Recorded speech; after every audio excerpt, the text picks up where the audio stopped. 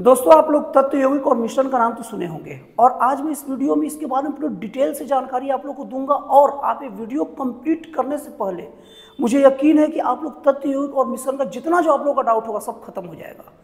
दोस्तों सबसे पहले हम लोग बात करते हैं तत्व का।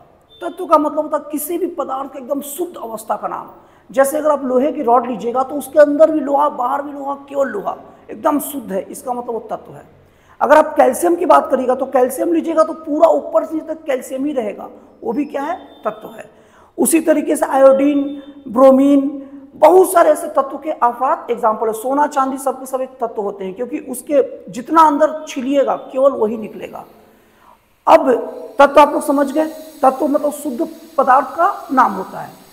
दोस्तों वीडियो बनाते हुए थोड़ा सा बगल में कुछ काम धाम चल रहा है और मेरे पास कोई जगह तो और है नहीं कि वहाँ वीडियो बना सकूँ, इसलिए थोड़ा जो शोर आ रहा है ना दोस्तों उसको थोड़ा सा आज इग्नोर कर दीजिएगा, क्योंकि मैं ये जो कंटिन्यूटी उसे नहीं छोड़ना चाहता। और आदमी के जीवन में आदर्श अवस्था शुरुआती काम में कोई मिलता भी नहीं है, सभी को अपने स्ट्रगल के साथ ही काम करना पड़ता है। तो दोस्तों कंटिन्यू करते हैं।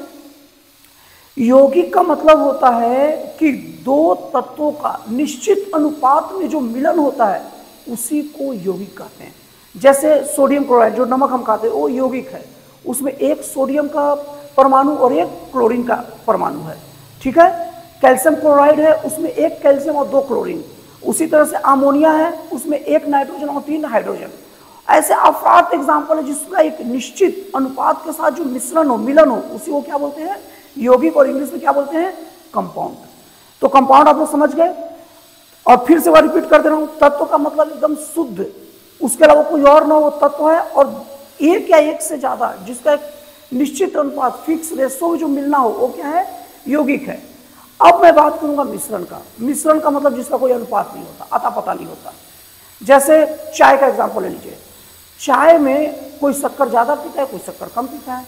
अब कभी कोई चाय किसी के लिए बन रहा है और शक्कर अगर ज्यादा हो जाएगा तो अब उसको ये नहीं कर सकता ना कि चाय नहीं, वो चाय ही कहलाएगा। और कोई कम पी रहा है तो कम शक्कर पी रहा है तो कोई कम डालेगा तो भी चाय ही रहेगा।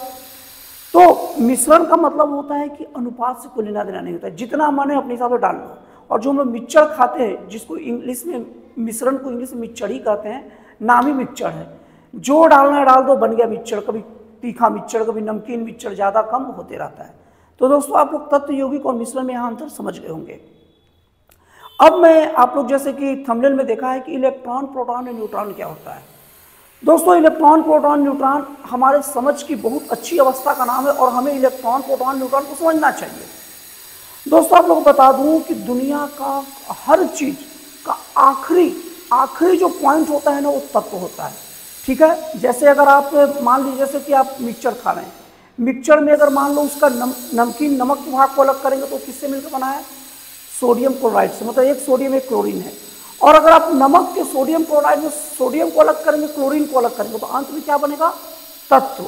और वो तत्व मतलब एलिमेंट। और वो तत्व जो आखिरी सबसे छोटा भाग होता है वो जिस चीज से मिलकर बनता है ना वो होता है इलेक्ट्रॉन, प्रोटॉन और न्यूट्रॉन। दोस्तों समझ गए। तत्व यौगिक मिश्रण भी आप लोगों को बताया है। और तत्व का जो सबसे मेन भाग होता है, जो तीन चीजों से मिलकर बनता है, कोई भी तत्व इलेक्ट्रॉन, प्रोटॉन और न्यूट्रॉन से मिलकर बनता है। तो तत्व का इसी भाग को क्या बोलते हैं हम लोग, इलेक्ट्रॉन, प्रोटॉन और न्यूट्रॉन। और किसी भी तत्व में कोई भी तत्व क्या बनेगा क्या नहीं रहेगा उसमें उपस्थित इलेक्ट्रॉन के आधार पर तय होता है। जैसे इलेक्ट्रॉन और प्रोटॉन के आधार पर, जैसे किसी भी अगर जैसे मान लीजिए सोडियम है, सोडियम में प्रोटॉन कितना है, 11 है, और इलेक्ट्रॉन क्या है, वो भी 11 है। और उसी तरह कैल्शियम में प्रोटॉन क्या है, 20 है, इलेक्ट्रॉन क्या है, 20 है।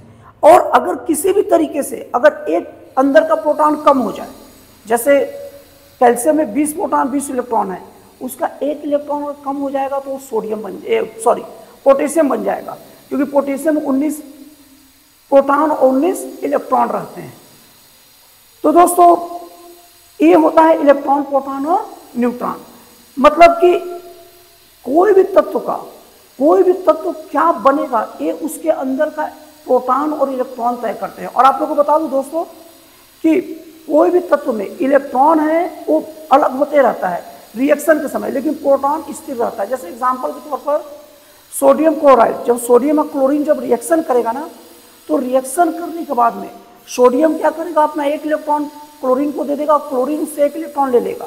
तो सोडियम में तो इलेक्ट्रॉनों की संख्या, सोडियम क्लोराइड जो नमक बन गया तो वैसे तो होना चाहिए 11 लेकिन 10 रहता है, और जबकि सोडियम में प्रोटॉन की संख्या हमेशा 11 रहता है।